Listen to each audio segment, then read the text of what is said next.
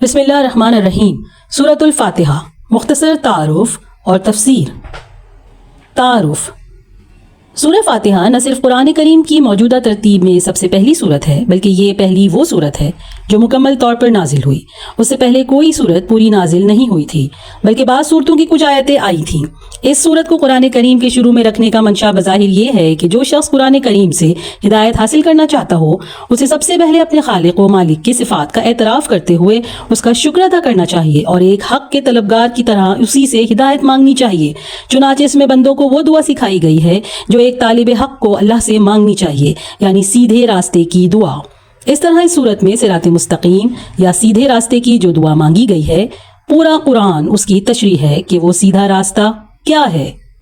تفسیر: عربی کے قاعدے سے رحمان کے معنی ہے وہ ذات جس کی رحمت بہت وسیع یعنی ایکسٹینسو ہو، یعنی اس رحمت کا فائدہ سب کو پہنچتا ہو، اور رحیم کے معنی ہے وہ ذات جس کی رحمت بہت زیادہ انٹینسو ہو، یعنی جس پر ہو، مکمل طور پر ہو۔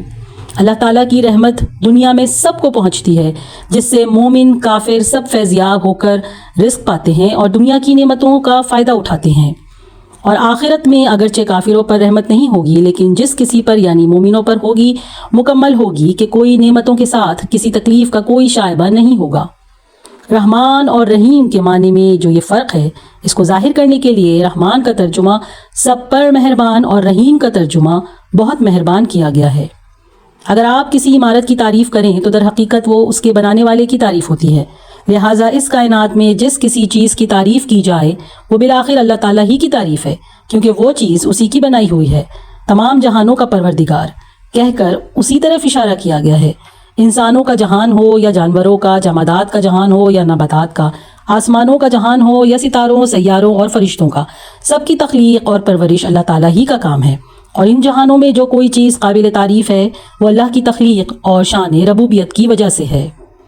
روز جزا کا مطلب ہے وہ دن جب تمام بندوں کو ان کے دنیا میں کیے ہوئے اعمال کا بدلہ دیا جائے گا۔